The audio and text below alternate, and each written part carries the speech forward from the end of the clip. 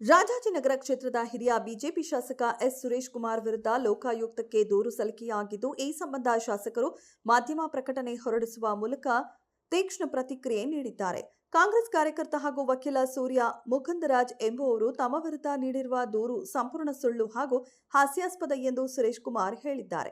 ಅಧಿಕಾರ ದುರುಪಯೋಗ ಪಡಿಸಿಕೊಂಡು ನಿಯಮ ಗಾಳಿಗೆ ತೂರಿ ಬೇನಾಮಿ ಗುತ್ತಿಗೆದಾರರಿಗೆ ಲಾಭ ಮಾಡಿಕೊಟ್ಟು ಸರ್ಕಾರಿ ಖಜಾನೆಗೆ ನಷ್ಟ ಮಾಡಿದ್ದಾರೆ ಎಂಬ ಆರೋಪವನ್ನ ಶಾಸಕರು ಖಡಾಖಂಡಿತವಾಗಿ ನಿರಾಕರಿಸಿದ್ದಾರೆ.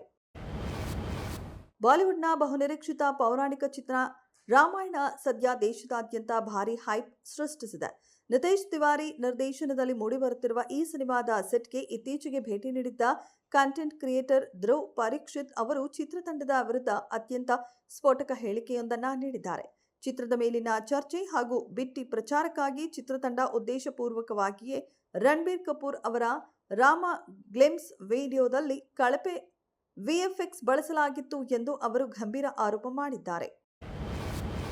ರಾಜ್ಯ ಸರ್ಕಾರವು ಕಂದಾಯ ಇಲಾಖೆಯಲ್ಲಿ ಮಹತ್ವದ ಆಡಳಿತಾತ್ಮಕ ಬದಲಾವಣೆ ಮಾಡಿದೆ. ಶಿವಮೊಗ್ಗ, ಚಿಕ್ಕಮಗಳೂರು, ಹಾಸನ, ದಾವಣಗೆರೆ ಹಾಗೂ ರಾಯಚೂರು ಸೇರಿದಂತೆ ವಿವಿಧ ಜಿಲ್ಲೆಗಳ ಒಟ್ಟು 11 ತಹಶೀಲ್ದಾರ್ಗಳನ್ನು ವರ್ಗಾವಣೆ ಮಾಡಿ ಗುರುವಾರ ರಾಜ್ಯ ಸರ್ಕಾರ ಅಧಿಕೃತ ಆದೇಶ ಹೊರಡಿಸಿದೆ. ಸಾರ್ವಜನಿಕ ಹಾಗೂ ಆಡಳಿತಾತ್ಮಕ ಹಿತದೃಷ್ಟಿಯಿಂದ ತಕ್ಷಣದಿಂದ ಜಾರಿಗೆ ಬರುವಂತೆ ತಹಶೀಲ್ದಾರ್ ಗ್ರೇಡ್ 2 ವೃಂದದ ಅಧಿಕಾರಿಗಳನ್ನು ಅದಲು ಬದಲು ಮಾಡಲಾಗಿದೆ. ಕಂದಾಯ ಇಲಾಖೆಯ ಅಧೀನ ಕಾರ್ಯದರ್ಶಿಗಳಾದ ನರಸಿಂಹಮೂರ್ತಿ ಜಿಕೆ ಅವರು ಈ ವರ್ಗಾವಣೆ ಆದೇಶವನ್ನು ಹೊರಡಿಸಿದ್ದಾರೆ. ಕರ್ನಾಟಕ ಬಿಜೆಪಿಯಲ್ಲಿ ಮುಖಂಡರ ಉಚ್ಚಾಟನೆ ಪರ್ವ ಮುಂದುವರೆದಿದೆ.